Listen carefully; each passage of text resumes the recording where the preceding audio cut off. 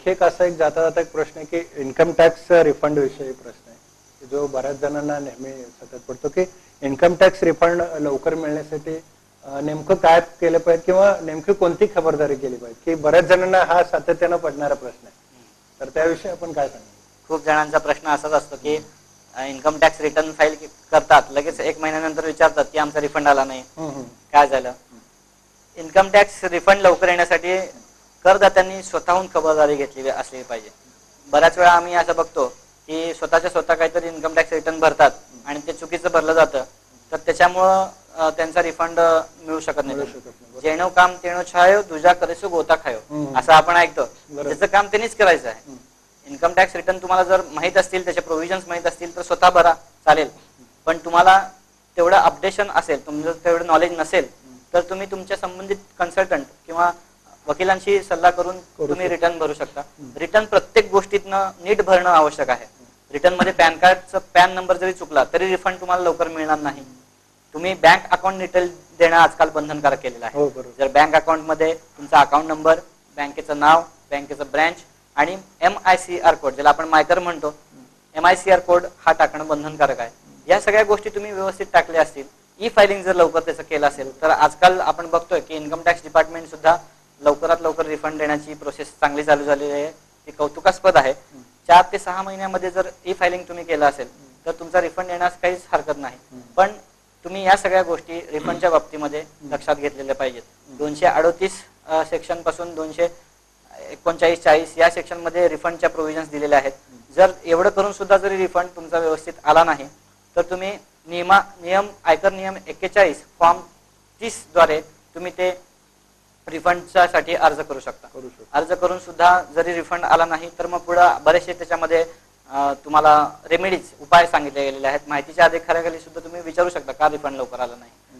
जसं अण्णा हजारे साहेबांनी हा माहितीचा अधिकार जो आपल्याला दिलेला आहे तो इन्कम टॅक्सला सुद्धा लागू आहे. तुम्ही तुमचे रिफंड का आले नाहीत लवकर हे सुद्धा विचारू शकता. पण आजकाल आयकर आणि या डिपार्टमेंट, इन्कम टॅक्स डिपार्टमेंटचं काम जे आहे ते खूप चांगल्या पद्धतीने झालेलं आहे. तुम्ही व्यवस्थित जर रिटर्न भरलेलं असेल तर त्याचा तुम्हाला फायदा जरूर मिळेल आणि लवकरात लवकर रिफंड मिळेल. पण तुम्ही सगळ्या गोष्टी व्यवस्थित भरल्या असलेल्या पाहिजे. श्रीशेखर साहेब, आपण आतापर्यंत अत्यंत उपयुक्त माहिती दिली की आयकर विषय आणि बरेच समज गैरसमज दूर केले. तर जाता जाता तुम्ही आमच्या दर्शकांसाठी नेमकं काय आवाहन कराल?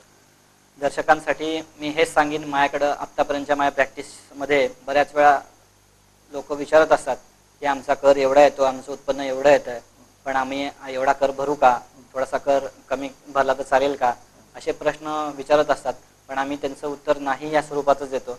कारण आयकर भरणं ही नुसतं कर्तव्य नाही, आयकर भरणं हे नुसतं बंधनकारक एक ड्युटी नाही, तर माझ्या मतानुसार आयकर भरणं ही देशसेवा आहे. देशसेवा का मी म्हटलो की देशसेवा म्हणजे नुसतं तुम्ही बंदूक घेऊन तिकडे सीमेला जाताल तरच देश सेवा करताल असं नाही. पण जे सोल्जर्स सीमा रेषेवर आहेत त्यांच्या बंदुकीतली गोळी सुद्धा आपण जे काही कर भरतोय त्या करातनं ते देतात. त्यामुळे इनडायरेक्टली आपण देशसेवाच करतोय. जेवढं आपलं उत्पन्न असेल तेवढ्या उत्पन्नातनं आपण कर जर गव्हर्नमेंटला, सरकारला, केंद्र सरकारचा कायदा आहे हा, केंद्र सरकारला दिला तर तुमच्या सोयीनुसार केंद्र सरकार त्या पैशातून तुमच्यासाठीच त्याचा उपयोग जास्तीत जास्त करणार आहे.